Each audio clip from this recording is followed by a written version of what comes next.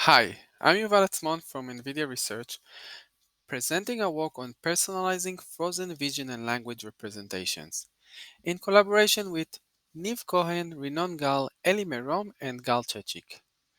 In this work, we take a pre-trained model and teach it to recognize new objects from a few examples, allowing the model to reason about them with free language in an independent downstream task. This problem is challenging because it is hard to tune a network from few examples without risk forgetting prior knowledge or face difficulties in accessing prior knowledge concurrently with newly learned concepts. For example, let me teach you that this is my toy wagon. Could you find the elephant on my toy wagon? It is that one, right? The key idea is to keep the pre-trained model frozen so it still recognizes known objects like the elephant.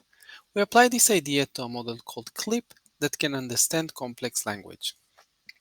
Now, this is important because in many domains it is hard to collect labeled data.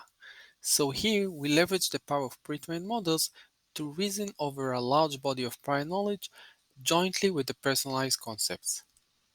One way to extend a pre-trained model is to learn an adapter module on top of its representation, keeping the clip encoder network frozen. It is usually trained with a templated text query. We show that this approach tends to be brittle and fails when the input sentences deviate from the template used for training. This is probably because the adapter overrides the output representation of the encoder. Conversely, we learn to represent new concepts as input representations, such that they are correctly processed by the frozen model. For that, we first learn to map a set of images to a word embedding using a neural network, which we call FData, and we train FData on a large-scale dataset. Then, given a set of images of a new concept, we use FData to predict the new word embedding representation of that concept. Finally, the new word embedding can be used in a natural language query to clip. For example, say we search for an image portraying one standing with their favorite skirts on a stone pathway. We simply embed this text query using clip's text encoder and the learned representation. Then we embed each image of our photo album using clip's visual encoder and take the most similar image.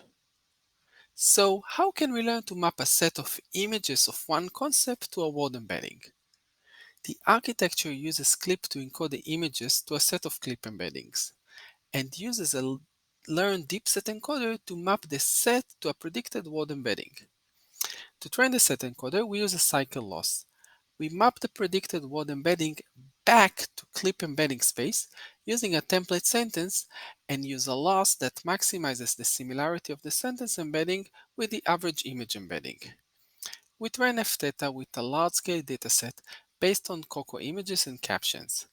Now, we would wish to have FData generalized to widely diverse concepts, even outside the COCO dataset. For that, we use COCO text captions of a concept to generate additional training examples and augment them with 20,000 concept types from a predefined vocabulary. Once we have trained FData, we can learn the word embedding of a new concept.